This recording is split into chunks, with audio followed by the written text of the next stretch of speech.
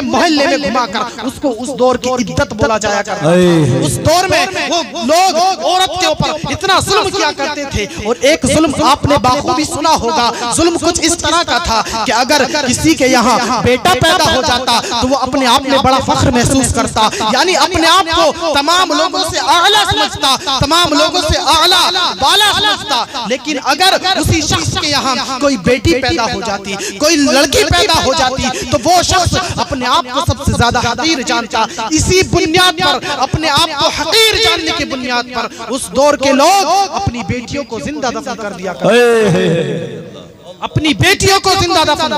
لیکن آقا کریم صلی اللہ علیہ وسلم جب اس دنیا میں تشریف لائے، نبی آئے ہیں تو اس دور کی تاریک و تنگی دور ہو گئی، نبی آئے ہیں تو اس دور کا جو ظلم تھا وہ دور ہو گیا، نبی آئے ہیں تو اس دور کے اندر جو لوگ اپنے آپس میں حلال اور حرام کی تمیز نہیں کرتے تھے، لیکن نبی آئے ہیں تو لوگوں کو حرام اور حلال کی تمیز ہو گئی ہے، نبی آئے ہیں تو لوگوں نے اچھائی اور برائی کو پہچانا ہے، نبی آئے ہیں تو لوگوں نے سچے اور جھوٹے کو جانا ہے، نبی آئے ہیں تو لوگوں نے یہ پہچانا ہے کہ قرآن کیا ہے، نبی آئے ہیں تو لوگوں نے شریعت کو پہچانا ہے، نبی آئے ہیں تو لوگوں نے پہچانا ہے عورت کی عزت کیا ہے، نبی آئے ہیں تو لوگوں نے پہچانا ہے کہ ماں کی عزت کیا ہے، نبی آئے ہیں تو لوگوں نے پہچانا ہے کہ باپ کی عزت کیا ہے۔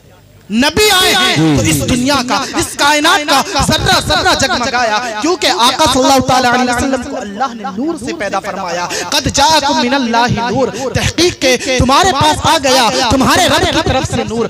نبی آئے ہیں تو نبی نے کائنات کے ذرے ذرے کو روشن فرما دیا، نبی آئے ہیں تو اس دنیا کے اندر جہاں تاریکی تھی آقا نے روشن فرما دیا، آقا آئے ہیں تو آقا نے اس دنیا کو اتنا منور فرما دیا، اتنا منور فرما دیا کہ اس دنیا کے اندر کوئی ذرہ ایسا موجود نہیں جہاں اسلام کی روشنی نہ ہو، کوئی خطہ ایسا موجود نہیں جہاں مذہب اسلام موجود نہ ہو، کوئی جگہ ایسی نہیں جہاں آقا کے دیوانے موجود نہ ہو، کوئی خطہ، کوئی صوبہ، کوئی اسٹیٹ ایسا موجود نہیں جہاں آقا کے چرچے کیوں نہ ہو رہے ہو، اور اس نبی کے چرچے کیوں نہ ہو، اس آقا کے چرچے کیوں نہ ہو جس آقا نے اس دنیا میں ہمیں زندگی جینے کا سلیقہ بتایا، ہمیں کھانے پینے کا طریقہ بتایا، ہمیں پاکی اور ناپاکی کا طریقہ بیان کیا۔ اس آقا کے چرچے ہم کیوں نہ کریں کہ جس آقا نے ہمیں مظلومیت سے رحمت کی طرف منتقل فرمایا، ہم اس آقا کا چرچا کیوں نہ کریں کہ جس آقا نے ہمیں زندگی بخشی، جس آقا نے ہمیں اس دنیا میں، جس آقا کے صدقے میں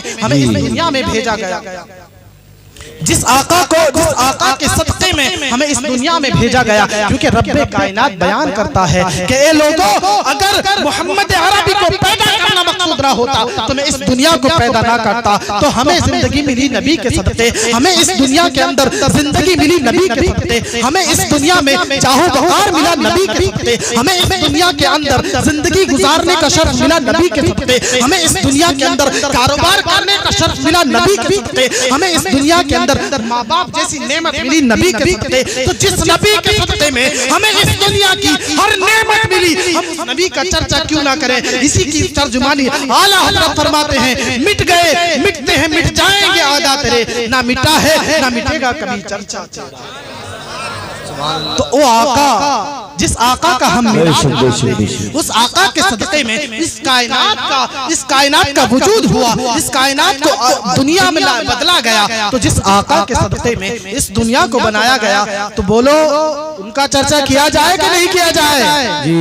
اعتراض کرنے والوں کو بند، جی بند کیسے نہ ہو؟ اللہ رب العزت کلام مجید میں بے شمار بیان فرماتا ہے، قل ان کنتم تحبون اللہ فاتبعونی، اے محبوب آپ فرما دیجئے اگر تم اللہ کو محبوب رکھنا چاہتے ہو، اللہ سے اپنا محبوب بنانا چاہتے ہو، اللہ سے محبت کرنا چاہتے ہو، فاتبعونی، تو آقا یعنی مجھ محمد کی اتباع کرو، اور جو مجھ محمد کی تم اتباع کرو گے تو یحببکم اللہ، تو اللہ تمہارا محبوب بن جائے گا، اللہ تمہارا محبوب بن جائے گا، وَيَغْفِرْ لَكُمْ ذُنُوبَكُمْ، اور وہ تمہارے گناہوں کو بھی بخش دے گا۔ سبحان اللہ سبحان اللہ۔ تو اللہ نے ہمیں کیا پیغام دیا؟ اللہ کا پیغام ہمیں کس نے دیا؟ اس نبی نے دیا، اس آقا نے ہم تک قرآن پہنچایا۔ قرآن مجید کس کے اوپر نازل ہوا؟ ہمارے آقا کے اوپر۔ اگر ہمارے آقا نہ آتے ہم تک قرآن پہنچتا نہیں پہنچتا۔ ہمارے آقا آئے ہیں تو ہمیں قرآن ملا ہے، آقا آئے ہیں تو ہمیں قرآن سے زندگی گزارنے کا طریقہ ملا ہے۔ تو کیا اللہ نے بیان فرمایا کہ اے لوگوں اگر تم بنانا چاہتے ہو تو تم آقا کی اتباع کرو، آقا سے محبت کرو. جب تم آقا کی اتباع کرو گے، ان سے محبت کرو گے تو اللہ تمہارا محبوب بن جائے گا. اللہ تمہارا محبوب بن جائے گا تو اللہ تمہارے گناہوں کو بخش دے گا. سبحان اللہ سبحان اللہ سبحان اللہ. اور اللہ رب العزت ایک مقام پر اور بیان فرماتا ہے من یطیع الرسول فقد اطاع اللہ. جس نے من یطیع الرسول کیا بتایا؟ جس نے رسول کی اطاعت کی، جس نے رسول کی اطاعت کی، جو رسول کے طریقے پر چلا، جس نے رسول کے طریقے کو فالو کیا، جس نے آقا کے احکام پر فالو کیا، جس نے آقا کے احکام کو ان پر فالو کیا، آقا کے اقوال و افعال کو فالو کیا، تو وہ اللہ کے طریقے کو فالو کرنے والا ہے. تو ہمیں پتا چلا کہ ہم اس دنیا میں رہ کر آقا کے طریقے کو فالو کریں گے تو اللہ سے جڑ جائیں گے. ہم آقا کے طریقے پر چلیں گے، آقا کی سنتوں کو اپنائیں گے، آقا کے اقوال و افعال کو اپنائیں گے تو ہم اللہ سے جڑ جائیں گے. ہمیں اللہ سے جوڑنے والے رسول ہیں، ہمیں اللہ سے ملانے والے ہمارے آقا ہیں. تو جب اللہ رب العزت نے بے شمار مقامات پر ہمارے نبی سے جڑنے کا ہمیں حکم فرمایا ہے تو ہم اس نبی کا چرچا کیوں نہ کریں، اس نبی کا ذکر کیوں نہ کریں، اس نبی کا میلاد کیوں نہ منائیں، اس نبی کی مجلس کیوں نہ سجائیں. ارے ہم ضرور سجائیں گے اور متعرضین کے اوپر ان آیات کے ذریعے تماشا مارتے چلے جائیں گے. بے شک بہت بڑھیا ماشاءاللہ. ان آیات کے ذریعے ہم ان کا منہ بند کرتے چلے جائیں گے. تو ہمیں ہمارے نبی کا ذکر کرنے کا ہمارا رب نے حکم فرمایا اور کیا کیا نہیں فرمایا. خود رب کائنات کلام مجید میں ارشاد فرماتا ہے ما آتاکم الرسول فخذوه وما نهاکم عنہ فانتہوا. یعنی اے لوگو، رسول جو تمہیں دے وہ لے لو اور جس سے وہ تمہیں روکے اس سے باز رہو، اس سے رک جاؤ. اب بتاؤ، جب آقا کریم کو اللہ رب العزت نے اتنا بڑا اختیار دے دیا، اس دنیا کے اندر آقا جو تمہیں دے، جس کام کا حکم دے اس کام کو عمل میں لاؤ اور جس چیز سے منع فرمائے اس چیز سے رک جاؤ. تو ہمیں کیا دیکھنا ہے؟ ہمیں اس چیز کو دیکھنا ہے کہ ہمارے آقا نے ہمیں کن چیزوں کو کرنے کا حکم دیا ہے، کن چیزوں کو عمل میں لانے کا حکم دیا ہے. ہمیں ہمارے رسول نے نماز کا حکم دیا ہے، ہمیں نماز پڑھنا ہے. ہمارے رسول نے روزے کا حکم دیا ہے، ہمیں روزہ رکھنا ہے. زکوٰۃ کا حکم دیا ہے، سچ بولنے کا حکم دیا ہے. الغرض کے ہر چیز یعنی آقا کریم صلی اللہ تعالی علیہ وسلم کے ذریعے ہم تک پہنچی ہے کہ لوگوں تمہیں یہ عمل کرنے ہیں اور کس چیز سے پرہیز کرنا ہے. آقا نے شراب سے منع فرمایا ہے، ہمیں باز رہنا ہے.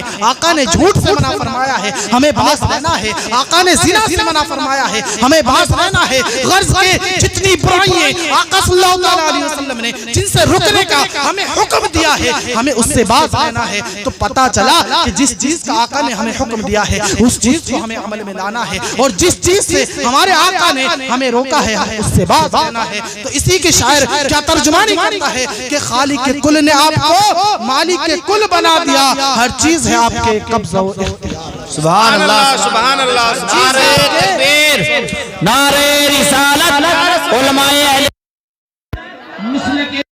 حضرت مولانا افتخار صاحب قبلہ، نعرہ تکبیر، نعرہ رسالت. واہ بھائی سبحان اللہ سبحان اللہ. کیا بات ہے، بہت بڑھیا. تو ہمارا ذہن کس چیز کو قبول کر رہا ہے؟ ہمارا ذہن جب ہمارے نبی نے، ہمارے آقا نے، اللہ رب العزت نے اتنی محبت، اتنی بے شمار مقامات پر ہمارے نبی کی پیروی کرنے کا حکم فرمایا ہے، ہمارے نبی کے طریقے کو فالو کرنے کا حکم فرمایا ہے. تو ہمیں کسی دنیا دار کی بات ماننے کی ضرورت نہیں ہے، کسی اعتراض کرنے والے کی بات ماننے کی ضرورت نہیں ہے. ارے میں آپ کو بتاتا چلوں، بڑی پیاری بات ہے، ایک دنیاوی بات کہ انسان کو جب کسی سے محبت ہوتی ہے، جب کسی سے انسان دل فریفتہ ہو جاتا ہے تو انسان کو اس کی ہر ادا نرالی لگتی ہے، اس کا ہر کام نرالا لگتا ہے. اور صحابہ اکرام نے آقا کے ہر کام کو فالو کرنے کی کوشش کی، ہر عمل کو فالو کرنے کی کوشش کری، ہر قول و فعل کو عمل میں لانے کی کوشش کری. لیکن آقا کریم صلی اللہ تعالی علیہ وسلم سے کہ ان کو کسی طرح کا کوئی اعتراض نہیں تھا، کسی خامی کو وہ تلاش نہیں کرتے تھے. لیکن اس دور کے اندر جو لوگ آقا کے اندر خامیاں تلاش کرتے ہیں، آقا کے اندر طرح طرح کی برائیاں تلاش کرنے کی کوشش کرتے ہیں، کیا وہ نبی سے محبت کرنے والے ہوں گے؟ کیا وہ نبی سے محبت رکھنے والے ہوں گے؟ ہرگز نہیں، بالکل نہیں. جہاں محبت ہوگی وہاں عداوت پل نہیں سکتی، عداوت ہوگی وہاں محبت گھس نہیں سکتی. تو محبت کو گھسنے کے لیے محبت کی ضرورت ہے، عداوت کی ضرورت نہیں. نہیں جب کلام مجید نے ہمیں ایک پلیٹ فارم دے دیا کہ اے لوگوں اس دنیا کے اندر اگر کسی کا طریقہ فالو کرنا ہے تو وہ رسول کا طریقے پہ چلو گے تو تم رب سے جڑ جاؤ گے. تو اس دنیا کے اندر ہمیں جو لوگ رسول کے طریقے سے جڑے ہوئے ہیں ہم ان کے طریقے سے جڑے رہیں گے. جب ہم ان کے طریقے سے جڑ جائیں گے تو ہم رسول سے جڑ جائیں گے, اور جب رسول سے جڑ جائیں گے تو ہم اپنے رب کائنات سے جڑ جائیں گے, ہم اپنے رب سے مل جائیں گے. سبحان اللہ سبحان اللہ. ہمیں اپنے آقا کے طریقے کو فالو کرنے کا حکم فرمایا ہے. اب بڑی پیاری بات جو میں نے آیت پاک آپ حضرات کے سامنے بیان کی تھی اس کا ایک بہت اہم پوائنٹ جی واہ واہ واہ سبحان اللہ سبحان اللہ. در دھیان رکھیں در تھوڑی توجہ رکھیں. جی بالکل سبحان اللہ سبحان اللہ. بہت بڑھیا. تھوڑی اس طرف بھی توجہ رکھیں. دو بہت اہم باتیں میں آپ تک پہنچانا جا رہا ہوں, بہت ہی اہم باتیں جو اس دور پرفتن یعنی اس پرفتن دور کے اندر جس چیز کی ہمیں ضرورت ہے, یعنی اس دور کے اندر نعرہ تکبیر, نعرہ رسالت, مسلک اعلی حضرت علماء اہل سنت علامہ مولانا مفتی قاسم القادری صاحب قبلہ, نعرہ تکبیر, نعرہ رسالت, جشن عید میلاد النبی, جشن آمد رسول مولانا مفتی قاسم القادری صاحب قبلہ, نعرہ تکبیر, نعرہ رسالت. سبحان اللہ سبحان اللہ. کیا بات ہے. سبحان اللہ سبحان اللہ. بیٹھ جائیں آپ تمامی حضرات.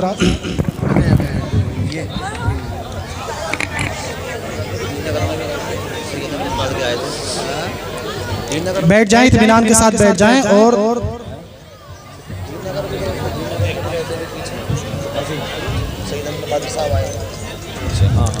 درود پاک پڑھیں. اللہ رب محمد صلی اللہ علیہ وسلم نحن عباد محمد صلی اللہ علیہ وسلم صلو علیہ الصلوۃ والسلام علیک یا رسول اللہ صلی اللہ تعالی علیہ وسلم. اطمینان کے ساتھ بیٹھ جائیں اور بہت غور کے ساتھ سنیں. ایک بات عقائد کے تعلق سے ایک بہت بہترین ٹونک میں آپ تک پہنچانا چاہ رہا ہوں. آپ اس کو مضبوطی سے تھامے رکھیں, آپ کسی دنیا دار کی بات نہ سنیں. یہ ایک ایسا پوائنٹ ہے کہ جو آپ کو انشاءاللہ اس دنیا سے جائیں گے انشاءاللہ ایمان کے ساتھ جائیں گے, لیکن آپ کو اس پوائنٹ پر عمل کرنا پڑے گا, اس کو فالو کرنا پڑے گا, اس کو اپنے سینے میں بسانا پڑے گا. سنیں میں آپ تک کیا پہنچانا چاہ رہا ہوں.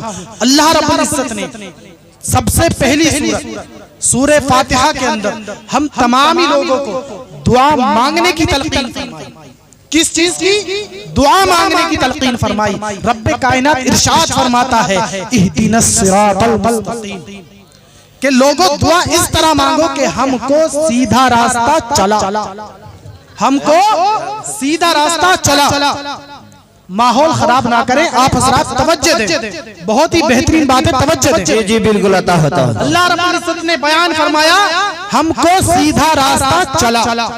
اب حضرات آپ غور کریں کہ اس الحمد شریف کو جس کو ہم ہر نماز میں پڑھتے ہیں اس میں اللہ نے ہم کو راہ راست پر چلنے کی دعا مانگنے کا حکم فرمایا.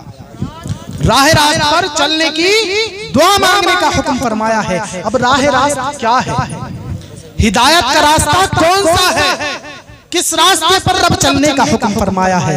تو اس راستے کو بھی اللہ رب العزت نے ایک کتاب, جس کتاب کا نام ہے کلام مجید. سبحان اللہ سبحان اللہ. قرآن مجید, کلام مجید, وہ ایک ایسی کتاب جو ہمارے رب نے ہمیں عطا فرمائی کہ اس کتاب کے اندر ہمارے پیدا ہونے سے مرنے تک ہر مسئلے کا حل موجود ہے. بس ڈھونڈنے والی نظر کی ضرورت ہے. بہت بڑھیا تو بہت اللہ رب العزت نے ہمیں راہ ہدایت کا راستے پر چلنے کی دعا مانگنے کا حکم فرمایا. اب وہ راستہ کون سا ہے؟ کون سا وہ راستہ ہے کہ جس راستے پر رب چلنے کا ہمیں حکم فرما رہا ہے؟ تو آئیے اس کا جواب بھی کلام مجید خود ہی بیان فرما رہا ہے. صراط الذین انعمت علیہم, یعنی راہ راست وہ, سیدھا راستہ وہ ہے جن پر اللہ نے اپنا انعام رکھا ہے, جن پر اللہ نے اپنا انعام کیا ہے. کون سا راستہ؟ سیدھا راستہ. سیدھا راستہ وہ ہے جن پر اللہ نے اپنا انعام کیا ہے. لیکن پھر آپ نے یہ بات تو سن لی, لیکن ایک ذہن میں یہ بات آتی ہے کہ وہ راستہ کون سا ہے کہ جن پر اللہ نے اپنا انعام کیا ہے, تاکہ ہمیں پتا چلے کہ جس راستے پر ہمیں چلنا ہے وہ یہ ہے. کہ جن پر اللہ نے اپنا انعام کیا ہے، لیکن اس سوال کو بھی قرآن کلام مجید سے ہی حل کرتے ہیں، اس سوال کو بھی کلام مجید ہی حل فرماتا ہے۔ قرآن مجید کا 5واں پارہ اس کو کھولتے ہیں، اس میں اللہ رب العزت بیان فرماتا ہے الذین انعم اللہ علیہم من النبیین والصدیقین والشہداء والصالحین۔ سبحان اللہ سبحان اللہ سبحان اللہ۔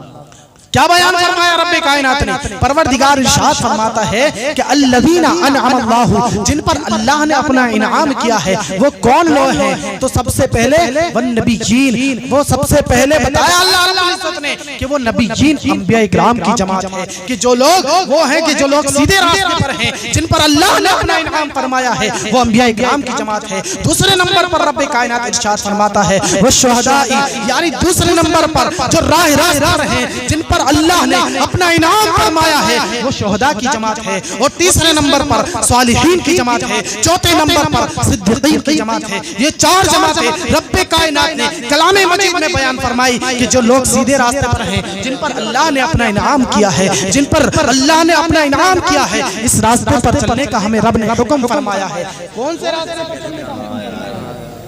انبیاء اکرام کے راستے پر، بے شک بے شک بے شک، شہداء اکرام کے راستے پر چلنے کا حکم فرمایا ہے، صالحین کے راستے پر چلنے کا حکم فرمایا ہے، صدیقین کے راستے پر چلنے کا حکم فرمایا ہے۔ اب میں نے جو سب سے پہلے آپ کو ایک بات بتائی تھی کہ اللہ نے بے شمار مقامات پر اپنے نبی کی اطاعت کرنے کا حکم فرمایا ہے، تو یہاں پر بھی جو سب سے پہلے راستہ رکھا ہے وہ انبیاء اکرام کا راستہ رکھا ہے۔ جو لوگ نبیوں کے راستے پر چلتے چلے آئے ہیں، انبیاء اکرام کے راستے کو فالو کرتے آئے ہیں، وہ لوگ سیدھے راستے پر ہیں، وہ راہ راست پر ہیں۔ تو ہمیں اس دنیا میں نبیوں کے راستے سے جو رہنا ہے، انبیاء اکرام کے راستے کو فالو کرنا ہے۔ جب ہم اس دنیا میں رہ کر انبیاء اکرام کے راستے کو فالو کریں گے تو ہم راہ راست پر آ جائیں گے، سیدھے راستے پر آ جائیں گے کہ جس راستے پر ہماری فلاح ہے، ہماری کامیابی ہے۔ دوسرے نمبر پر چلتے ہیں، دوسرے نمبر پر رب کائنات ارشاد فرماتا ہے والشہداء، شہداء اکرام کی جماعت۔ تو شہداء اکرام غور سے سنیں، شہداء اکرام کس کی جماعت میں؟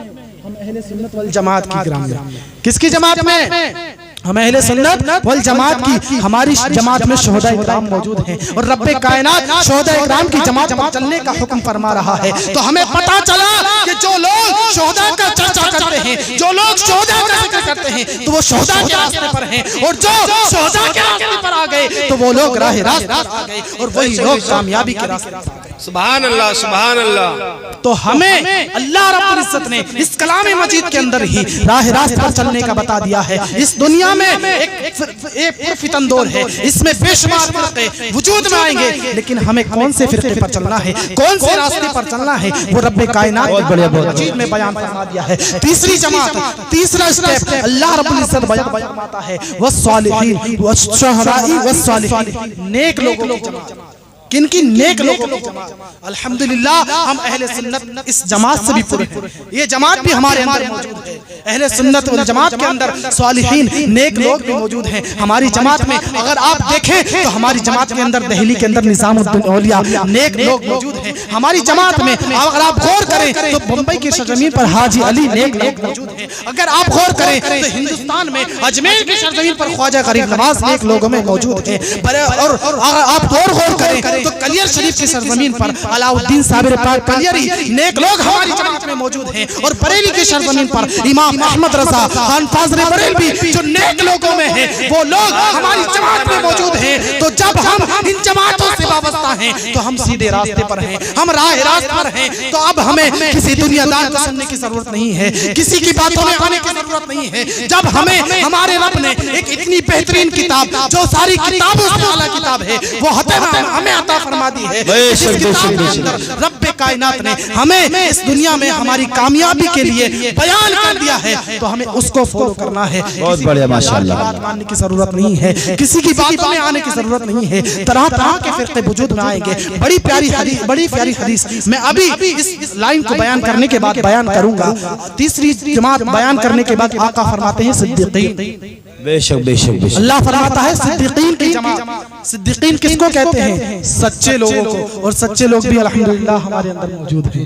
ہمارے اندر سچے لوگ بھی موجود ہیں. کیا نظام الدین اولیاء سچے ولی اللہ نہیں ہے؟ کیا حضور خواجہ غریب نواز سچے نہیں ہیں؟ کیا امام احمد رضا سچے نہیں ہیں؟ کیا صابر پاک سچے نہیں ہیں؟ اب اللہ سچے ہیں. یہ تمام نیک اور سچے لوگ سارے کے سارے ہمارے اندر موجود ہیں. تو جب ہم ان لوگوں سے جڑے ہوئے ہیں تو ہم سیدھے راستے پر جی بہت بڑھیا. ہم راہ راست پر موجود ہیں. تو ہمیں ضرورت ہے کہ اس دنیا میں اپنے ایمان اور عقیدے کی حفاظت کریں, اپنے ایمان کو بچاتے چلیں. تو ہمیں جو لوگ اس راستے سے ہٹے ہوئے ہیں ان سے ہٹ کے چلنا ہے. جو لوگ اس راستے میں کیڑے نکالتے ہیں ہمیں ان سے ہٹ کے چلنا ہے. ہمیں اپنے راستے کو فالو کرنا ہے, اپنے رب اور اپنے رسول کے بتائے ہوئے طریقے کو فالو کرنا ہے. کسی دنیا دار کی بات نہیں.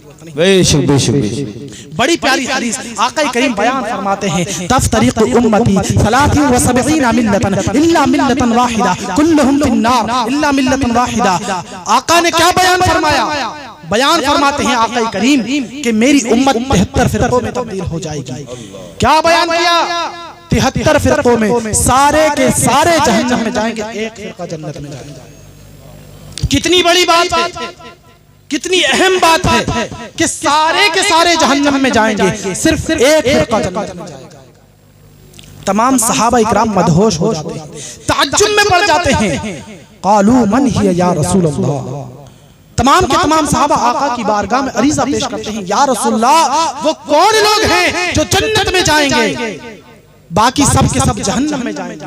تو آقا نے بڑا پیارا جملہ بیان فرمایا, بڑا بہترین جملہ, بڑا پیارا جملہ بیان فرمایا. آقا بیان فرماتے ہیں, آقا بیان فرماتے ہیں ما انا علیہ واصحابی, ما انا علیہ واصحابی. آقا نے بیان فرمایا اس دنیا میں جو میرے اور میرے صحابہ کے طریقے پر چلے گا وہ جنت میں جائے گا. جنت. سبحان اللہ سبحان اللہ. میرے اور میرے صحابہ کے طریقے پر چلے گا وہ جنت میں جائے گا, وہ جو ان سے الگ رہے گا وہ جہنم میں جائے گا. واہ واہ واہ, بے شک بے شک, بہت بڑھیا. کتنی پیاری بات ہمارے آقا نے بیان فرمائی کہ اگر اس دنیا میں جو لوگ مجھے اور میرے صحابہ کو فالو کریں گے وہ جنت میں جائیں گے. تو آپ غور کریں صحابہ اکرام کی آقا سے کیسی عقیدت تھی, وہ آقا سے کیسی محبت کرتے تھے. تو ہم اگر آقا صلی اللہ تعالی علیہ وسلم سے صحابہ جیسی محبت کرتے ہیں تو ہم آقا کے طریقے پر ہیں, صحابہ کے طریقے پر ہیں. جب ہم آقا اور صحابہ کے طریقے پر ہیں تو ہم لوگ بھی جنت میں جائیں گے الحمدللہ. ہم لوگ بھی راہ راست پر ہیں, ہمارا راستہ بھی جنت کے راستے کی طرف ہے. ایک اور بڑی پیاری حدیث آقا کریم بیان فرماتے ہیں,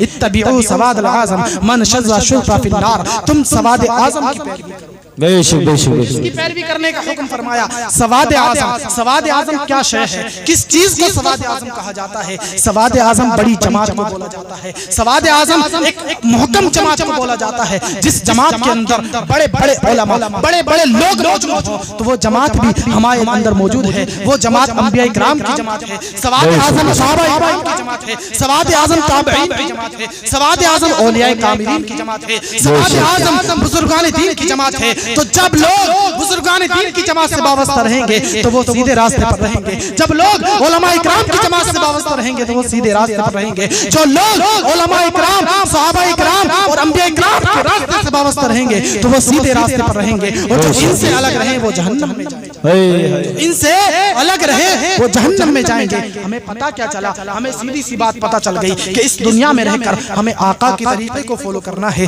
صحابہ کے طریقے کو فالو کرنا ہے. ایک اور حدیث صحابہ اکرام کی آقا کریم بیان فرماتے ہیں, اصحابی کالنجوم فبأیہم اقتدیتم اہتدیتم. اے لوگو سنو, تم میں سے جو بھی اس دنیا کے اندر میرے صحابہ کی, تم میں جس چاہو, میرے صحابہ جو ہیں وہ ستاروں کی مانند ہیں.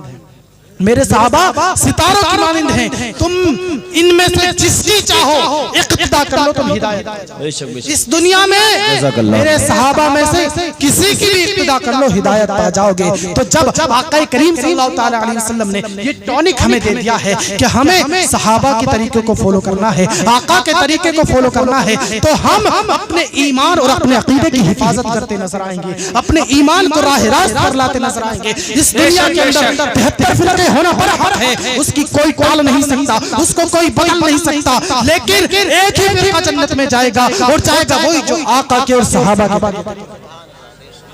آقا کے اور صحابہ کے طریقے پر ہوگا۔ جی واہ واہ واہ، حضرات ہمیں کیا بات آقا ہے۔ کے طریقے سے جڑنے کی ضرورت ہے، صحابہ کے راستے سے جڑنے کی ضرورت ہے۔ جب ہم اس سے جڑ جائیں گے تو ہمارا راستہ بھی سیدھا راستہ ہو جائے گا۔ بے شک بے شک بے شک۔ ایک بات اور سماعت کریں، ہاں مختصر میں کریں۔ اس دور پر فتن کے اندر ہمارے شریعت اسلامی کے اندر ایک دخل اندازی بہت چل رہی ہے۔ دخل اندازی یعنی طلاق کے اوپر لے کر، طلاق ثلاثہ، اس کے اوپر لے کر ایک دخل اندازی بہت زور و شوروں سے عام ہو رہی ہے۔ میں آپ کو بتاتا چلوں طلاق ہے کیا، طلاق شے کیا ہے، اس چیز کی ضرورت جی، طلاق شے کیا ہے۔ تو میں آپ کو بتاتا چلوں کہ طلاق اللہ رب العزت، حدیث قدسی ہے کہ ناپسندیدہ چیزوں میں سے سب سے زیادہ جو ناپسند پروردگار کو ہے وہ طلاق، وہ طلاق۔ لوگ انگلیاں اٹھا رہے ہیں کہ اسلام کے اندر اس کو رکھا گیا ہے، اسلام کے اندر، ارے اسلام کے اندر رب کائنات خود بیان کرتا ہے کہ مجھے سب سے زیادہ حلال چیزوں میں اگر کوئی چیز ناپسند ہے تو وہ طلاق۔ ہمارا رب اس کو ناپسند فرما رہا ہے لیکن ہم نے اس کو عام کر رہا ہے۔ میں آپ کو بتاتا چلوں طلاق ثلاثہ، 3 طلاق ایک بلیٹ کی مانند ہے۔ کس کے؟ بلیٹ کی مانند ہے۔ آپ اسے نشے میں چلائیں، مذاق میں چلائیں، ہنسی میں چلائیں، سیریس میں، کسی بھی کنڈیشن میں چلائیں، سامنے والا مر ہی جائے گا۔ بے شک بے شک۔ 3 طلاق بلیٹ کی مانند ہے۔ بعد میں آپ جاتے ہیں، میں آپ کو بتاتا چلوں اللہ تعالیٰ نے طلاق، 3 طلاق سے پہلے 5 راستے بیان فرمائے۔ کتنے؟ 5 راستے۔ اس دنیا کے اندر ہمارے درمیان اختلاف ہونا ضروری ہے کیونکہ اللہ رب العزت نے اس دنیا میں ہر انسان کا دماغ الگ بنایا ہے۔ زوجین کے درمیان بھی اختلاف ہوتے ہیں لیکن ان اختلاف کو لے کر آپ 3 طلاق پر کبھی مت جائیے، ضرورت نہیں آپ 3 طلاق پر جائیے۔ اللہ نے اس کے علاوہ 5 راستے بیان فرمائے۔ کتنے؟ 5 راستے بیان فرمائے۔ یہ ہم خود اپنے اوپر سختی کرتے ہیں اور پھر ہم اللہ کی طرف کر دیتے ہیں کہ پروردگار نے ہمارے مذہب میں یہ طلاق رکھی، کتنی سختی کر رکھی ہے۔ اللہ نے سختی نہیں کری بلکہ ہم خود اپنے ساتھ سختی برتتے ہیں۔ اللہ رب العزت نے 5 راستے بیان فرمائے ہیں۔ وہ 5 راستے کیا ہیں؟ بہت جلدی تیزی کے ساتھ سنتے چلے۔ واللاتی تخافون نشوزهن فعظوهن واهجروهن في المضاجع واضربوهن فإن أطعنكم فلا تبغوا علیہن سبیلا۔ اللہ کیا بیان فرماتا ہے کہ جن کی نافرمانی کا تمہیں خوف ہو، جن بیویوں کی نافرمانی کا تمہیں خوف ہو، فعظوهن۔ کیا رب نے فرمایا؟ اگر ہمارے درمیان اختلاف ہو، جھگڑے ہو جائیں، فساد ہو جائیں تو اللہ نے بیان فرمایا سب سے پہلے تم ان کو نصیحت کرو، نصیحت کرنے کا حکم فرمایا۔ کیوں؟ کیونکہ رب نے مردوں کو حاکم بنایا ہے اور حاکم کا کام ہوتا ہے رعایا کو سنبھالنا۔ تو رعایا کے اندر اگر فساد بھی ہو جائے تو حاکم کو سمجھا کر اس فساد کو ٹالنا ہوتا ہے۔ تو اللہ نے سب سے پہلے حکم دیا فعظوہن، تم ان کو نصیحت کرو، نصیحت کرو۔ اگر نصیحت سے مان جائیں مسئلہ حل ہو جائے۔ بس 2 منٹ اور برداشت کر لیں، بس بہت تیزی کے ساتھ بیان کر کے رخصت ہو جاؤں گا۔ کیا بیان فرمایا؟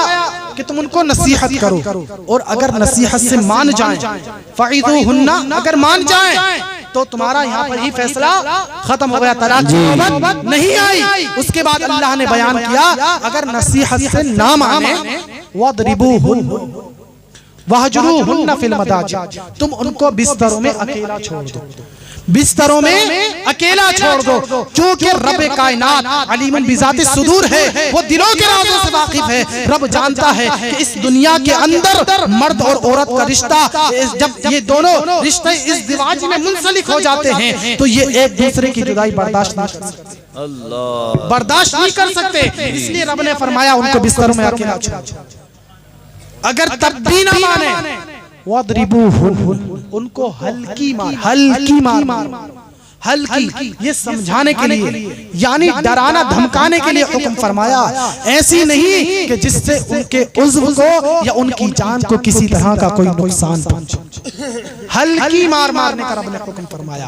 فَإِنْ أَطَعْنَكُمْ فَلَا تَبْغُوا عَلَيْهِنَّ سَبِيلًا، اگر وہ تمہاری اطاعت کر لیں، تمہاری بات مان لیں تو اب تم ان کے پاس کسی طرح کا کوئی اور راستہ تلاش نہ کرو، بس تمہارا یہی فیصلہ ہو گیا۔ تو جب رب نے ہمیں یہ 3 راستے بیان کر دیے ہیں کہ ہمارے درمیان جب اختلاف ہو جائے تو ہم ان تین راستوں کے ذریعے اپنے اختلافات کو دور کریں. جی جی بے شک بے شک. کیا بات. تین راستوں کے ذریعے اختلاف کو دور کریں. اگر تب بھی دور نہ ہو تو اللہ نے بیان فرمایا وَإِنْ خِفْتُمْ شِقَاقَ بَيْنِهِمَا فَبَعَثُوا حَكَمًا مِنْ أَهْلِهِ وَحَكَمًا مِنْ أَهْلِهَا. واہ واہ اگر واہ. تمہیں اب بھی ان کے درمیان کسی طرح کی کوئی پھوٹ کا خوف ہو, کسی طرح کی کوئی پھوٹ کا خوف ہو, تو تم ایک حاکم مرد کی طرف سے لے آؤ, ایک عورت کی طرف سے لے آؤ اور آپس میں فیصلہ کروا لو.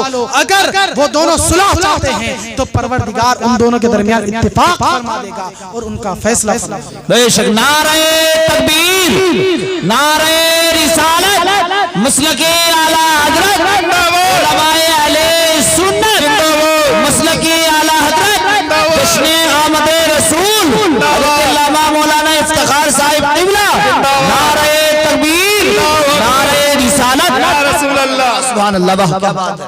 اگر اختلاف ابھی بھی باقی ہے تو ہمیں کیا حکم دیا رب نے حکم دیا ایک مرد عورت کی طرف سے اور ایک مرد کی طرف سے, تاکہ وہ ان دونوں کے درمیان صلح کرائیں اور فیصلہ ہو جائے. اگر وہ صلح چاہتے ہیں تو رب تبارک و تعالیٰ ان کے درمیان اتفاق فرما دے گا, دونوں کے درمیان اتفاق فرما دے گا. یہ چار راستے رب نے بیان فرما دیے.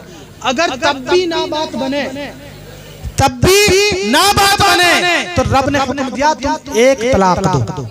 ایک طلاق کا حکم دیا, ایک اور دو. طلاق مرتان, طلاق صرف 2 مرتبہ ہے. کتنی مرتبہ؟ ایک یا 2 مرتبہ. اب ایک اور 2 طلاق کا مطلب یہ ہوتا ہے, یہ طلاق رجعی کہلاتی ہے. کیا کہلاتی ہے؟ طلاق رجعی. یہ ضرورت ہے ہمیں جاننے کی. کیوں؟ کیونکہ بعض مرتبہ ہم جو ہوتے ہیں سیدھے 3 طلاق کی طرف چلتے ہیں, ہمیں 3 طلاق کی طرف جانے کی ضرورت نہیں پڑتی. کیوں؟ کیونکہ ہمارا جو غصہ ہوتا ہے, ہمارا جو سیریس کنڈیشن ہوتی ہے, بس کچھ لمحے کے لیے رہتی ہے. ہم 3 طلاق دے تو دیتے ہیں, اس کے بعد امام صاحب کے پاس جاتے ہیں, امام صاحب کوئی صورت نکالو, کوئی مسئلہ نکالو کہ ہماری بیوی ہمارے ساتھ رہ لے. ارے جب آپ نے بلیٹ چلا دی تو سامنے والے کی جان کیسے بچے گی؟ جب وہ مر گیا تو اس کی زندگی لوٹ کر نہیں آئے گی. تو اس لیے ضرورت ہے کہ ہمیں پہلے ایک طلاق دینی ہے, تاکہ ایک طلاق میں رب نے یہ حکم فرمایا ہے فَإِمْسَاكُمْ بِمَعْرُوفٍ أَوْ تَسْرِيحٌ بِإِحْسَانٍ, تم ان کو بھلائی کے ساتھ روک لو یا احسان کے ساتھ چھوڑ دو. بھلائی کے ساتھ روک لو اور احسان کے ساتھ چھوڑ دو. تو اس صورت میں جب آپ ایک یا 2 طلاق دیں گے تو وہ آپ کی شریک حیات اس وقت بھی موجود رہے گی, آپ کسی طرح رجع جا سکتے ہیں. لیکن اگر آپ نے 3 طلاق دے دی تو پھر واپسی کا کوئی راستہ موجود نہیں, پھر واپسی کی کوئی ضرورت نہیں ہے. فَإِن طَلَّقَهَا فَلَا تَحِلُّ لَهُ حَتَّى تَنكِحَ زَوْجًا غَيْرَهُ. اگر آپ نے 3 طلاق دے دی تو آپ اس کے بعد وہ آپ کے لیے حلال نہیں ہوں گی یہاں تک کہ وہ کسی اور سے نکاح کریں. تو ہمیں ان چیزوں کو عمل میں لانے کی ضرورت ہے. میری رب کائنات سے دعا ہے کہ میرے بولنے میں اور آپ حضرات کی سماعت کرنے میں جو بھی اغلاط سرزد ہو گئے اسے معاف فرمائے. وما علینا البلاغ. السلام علیکم ورحمۃ اللہ تعالی وبرکاتہ.